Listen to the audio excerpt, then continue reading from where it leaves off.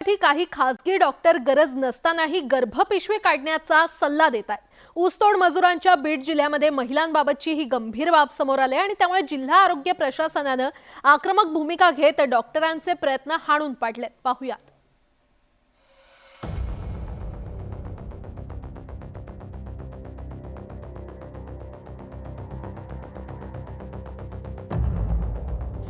बीड जिल्ह्यात गेल्या 5 वर्षात सुमारे 5000 महिलांच्या गर्भपिशव्या काढल्याची धक्कादायक माहिती शासकीय आकडेवारीतून समोर आली आहे।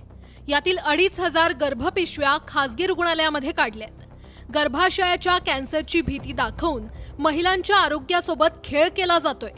एका शस्त्रक्रियेच्या माध्यमातून 70,000ची लूट केली जात असल्याचा आरोप करण्यात येतोय। सगळेचे सगळे ऑपरेशन सरकारी दवाखान्यात का होत नाहीत? जर परमिशनसाठी आलेत तर तिथं सुविधा का नाही? तिथं असली पाहिजे आहे। मग इथं परमिशन घेण्यापेक्षा आम्ही फ्रीमध्ये इथं ऑपरेशन करू शकतो, करतो असं म्हणायला काय प्रॉब्लेम आहे? ज्या ज्या शिफारसी डॉक्टर नीलमताई गोरे कमिटीने केलेल्या आहेत त्या शिफारसीची अंमलबजावणी काटेकोर न झाल्यामुळे हा प्रश्न निर्माण झालेला आहे आणि ती काटेकोरपणे जर झाली असती तर या पद्धतीचा प्रश्न निर्माण झाला नसता। गर्भपिशवी काढण्यासंदर्भात खासगी रुग्णालयातून आलेले 48 प्रस्ताव नाकारल्याचं प्रशासनानं सांगितलं। स्त्रीरोग तज्ज्ञ आणि समितीकडून खात्री झाल्याशिवाय परवानगी दिली जात नसल्याचं स्पष्ट करण्यात आलंय। साधारणपणे सर्वसाधारण जे काही प्रमाण आहे गर्भपिशवीच्या शस्त्रक्रियेचे ते साधारण प्रमाण 3.5 ते 5% दरम्यान असते आणि आपण जी सरासरी आहे त्यापेक्षा सुद्धा बीड जिल्ह्याचा दर हा कमी आहे। त्यामुळं शस्त्रक्रिया वाढल्या असं म्हणणं हे साफ चुकीचं आहे।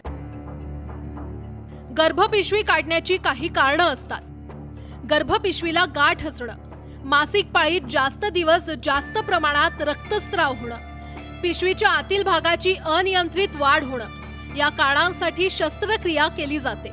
याचं प्रमाण 25 ते 30% असू शकतं। मात्र सर्वांनाच शस्त्रक्रियेची गरज नाही। परिणामी आर्थिक लाभापायी महिलांना शस्त्रक्रियेच्या खाईत लोटणाऱ्यांवर कारवाई करणं आता गरजेचं झालंय। सुरेश जाधव, न्यूज 18 लोकमत, बीड। त्र्यंबकेश्वर मंदिराच्या आजूबाजूला आणि शहरात मोठ्या प्रमाणात अतिक्रमण झाले। परिणामी मंदिरातच नव्हे तर शहरात देखील प्रवेश करताना भाविकांचे प्रचंड हाल होत आहेत।